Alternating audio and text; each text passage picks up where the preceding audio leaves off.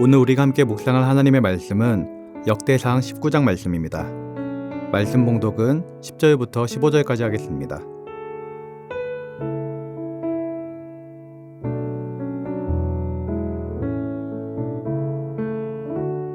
요압이 앞뒤에 친 적진을 보고 이스라엘에서 뽑은 자 중에서 또 뽑아 아람 사람을 대하여 진을 치고 그 남은 무리는 그의 아우 아비새의 수하에 맡겨 암몬 자손을 대하여 진을 치게 하고 이르되 만일 아람 사람이 나보다 강하면 내가 나를 돕고 만일 암몬 자손이 너보다 강하면 내가 너를 도우리라.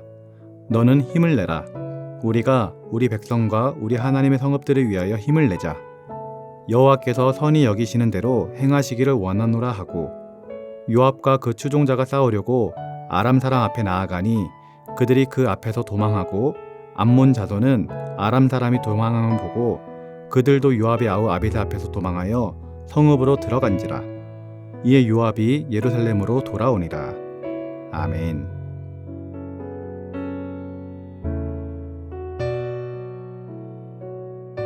오늘 본문에 보면 암몬 왕 나하스가 죽고 그 아들 하눈이 왕이 되었다라고 합니다. 암몬 왕 나하스는 과거에 다윗을 도와주었던 적이 있습니다. 그래서 다윗은 늘 암몬 왕 나하스를 좋게 생각하고 있었고 그 받은 은혜에 대해서 감사를 하고 있었습니다. 나하스가 죽었다는 소식을 들었을 때 다윗은 과거에 나하스가 자신에게 베풀어준 은혜를 기억하며 이제는 그 아들 하눈에게 은혜를 베풀기 위해서 사자를 보내 장래에 문상하게 하였습니다. 그런데 암몬 자손의 방백들은 하눈에게 다윗이 사자를 보낸 것은 그의 부친을 공경하였기 때문이 아니라 암몬 땅을 염탐하여 함락시키기 위한 것이라고 조언을 하였습니다. 이에 하눈은 방백들의 말을 듣고 다윗이 보냈던 신하들을 붙잡아 그들의 수염을 깎고 그들의 의복을 엉덩이가 드러나도록 자르는 모욕을 주고 돌려보내게 되었습니다. 그로 인하여 암몬은 돌이킬 수 없는 패망의 길로 들어서고 말았습니다. 암몬 자손은 자기들이 다윗에게 밉게 행한 것을 알고 이제는 다윗을 두려워하기 시작했습니다. 다윗이 곧 자기들에게 쳐들어올 것만 같은 위기를 느꼈던 것이죠. 그래서 암몬 자손들은 엄청난 돈을 들여서 아람의 병거 32,000대와 마아가 왕과 그의 군대를 고용하였습니다. 이 이야기를 들은 다윗은 가만히 있을 수 없었고 결국 그들과 싸울 마음을 먹게 되었습니다. 그래서 요압을 군대 장관으로 내세워 그들과 싸우게 하였습니다. 암몬 자손과 그들이 고용한 아람 군대는 다윗이 보낸 요압의 군대를 보자 도망가기 바빴고 결국 전쟁에서 패하고 말았습니다. 다윗은 은혜를 베풀려고 했었는데 암몬 자손들은 그것을 받아들이지 못해서 결국 전쟁을 일으키게 되었고 패하게 되었던 것입니다. 여러분, 만일 하눈이 다윗의 은혜를 은혜로 받았다라면 양국은 서로 든든한 우호관계를 형성할 수 있었을 것입니다. 그러나 다윗의 은혜를 은혜로 받아들이지 못한 하눈은 결국에는 비참한 결과를 맞이하게 되었던 것입니다. 물론 암몬이 다윗의 부하들을 정탐꾼으로 오해한 것도 나름대로 일리가 있긴 합니다. 왜냐하면 당시 다윗은 한창 전복 전쟁 중에 있었고 이제 주변의 나라는 거의 다 평정하고 오직 암몬만 남은 상태였기 때문입니다. 그들은 분명히 다윗과 이스라엘에 대하여 경계의 눈초리를 떼지 않았을 것입니다. 하지만 그렇다고 해도 그들이 다윗의 호의를 원수로 갚는 것은 외교 관례상 받아들일 수 없는 행위였습니다. 사실 그들이 조금만 더 주의하여 다윗이 정복 전쟁을 수행하는 중에 다른 주변 국가는 다 정복하였으면서도 오직 암몬만을 남겨둔 것에 대하여 생각해 보았더라면 다윗의 호의가 나하스와의 친분 때문이라는 것을 짐작할 수 있었을 것이며 따라서 다윗의 사절을 모욕하는 것과 같은 실수는 하지 않았을 것입니다. 그러나 그들은 그렇게 사려 깊게 처신하지 않았기에 나라를 파국으로 몰고 가고 말았던 것입니다. 오늘 본문의 사건은 우리에게도 영적으로 중요한 메시지를 전하여 줍니다. 그것은 우리 인간도 만왕의 왕이신 하나님의 은혜를 은혜로 받지 않고 거부하게 되면 그 은혜는 축복이 아니라 오히려 저주와 재앙이 될 수도 있다는 것입니다. 마태복음 22장을 보면 한 왕이 아들의 혼인잔치를 준비하고 미리 초대한 사람들에게 종을 보내어 잔치에 참석해 주기를 요청하고 있습니다. 고대 사회에서 왕의 초대는 대단한 영광이었고 특권이었습니다. 그래서 왕의 초청을 받은 사람들은 만사를 제쳐두고 왕의 초청에 응하기 마련이었습니다.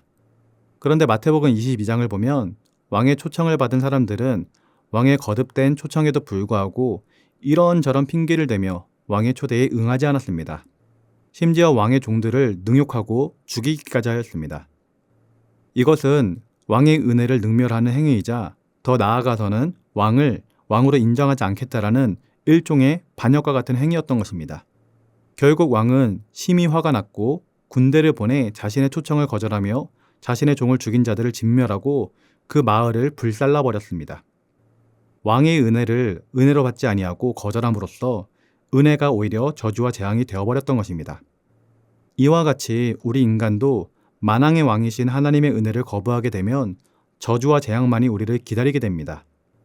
여러분, 하나님께서는 예수 그리스도를 통해서 구원의 잔치를 준비해 주셨습니다. 그리고 이 땅의 모든 사람들을 불러서 초청하고 있습니다. 그렇기 때문에 누구든지 하나님의 초청에 응하여 예수 그리스도께로 나아가기만 하면 모두 다 구원의 잔치에 들어갈 수 있습니다. 하지만 그러한 하나님의 초청을 거부하여 하나님의 은혜를 멸시하고 하나님을 대적한다면 결국 하나님의 심판에 받아 어둠 속에서 이를 갈며 슬피 울게 될 것입니다.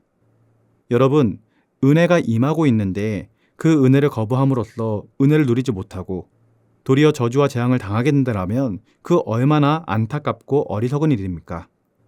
바라기는 사랑하는 성도님들은 이런 어리석음을 범치 마시고 하나님의 은혜를 온전히 누리시기를 주님의 이름으로 기도드립니다. 더 나아가 아직까지도 하나님의 구원의 초청을 거부하고 있는 사람들에게 복음을 전파함으로 말미암아 그들로 하여금 죄와 저주 가운데 머물게 하는 것이 아닌 이제 빛 가운데 거하는 주님의 자녀들이 되게 해야 될 줄 믿습니다. 그러한 은혜와 축복이 가득한 우리 사랑하는 성도님들 되시길 주님의 이름으로 기도드립니다. 기도하겠습니다. 사랑의 하나님 아버지, 오늘 암몬의 한운 왕은 다윗이 베푼 은혜를 은혜로 받아들이지 않음으로 말미암아 패망하게 된 것을 바라보았습니다. 이것을 통해 우리 인간도 하나님의 은혜를 은혜로 받아들이지 않으면 패망하게 된다는 사실을 깨닫게 됩니다. 주님, 우리로 하여금 하나님의 은혜를 잊어버리지 않게 하시고 날마다 하나님의 은혜에 감사하는 삶을 살아갈 수 있도록 인도하여 주시옵소서. 더 나아가 하나님의 구원의 초청을 아직도 거부하고 있는 세상 사람들에게 복음을 전파하게 하시고 함께 구원의 길로 나아가도록 인도하여 주시옵소서. 감사를 드리며 예수님의 이름으로 기도드립니다. 아멘. 하늘에 계신 우리 아버지, 아버지의 이름을 거룩하게 하시며 아버지의 나라가 오게 하시며 아버지의 뜻이 하늘에서와 같이 땅에서도 이루어지게 하소서. 오늘 우리에게 일용할 양식을 주시고 우리가 우리에게 잘못한 사람을 용서하여 준 것 같이 우리 죄를 용서하여 주시고 우리를 시험에 빠지지 않게 하시고 악에서 구하소서. 나라와 권능과 영광이 영원히 아버지의 것입니다. 아멘.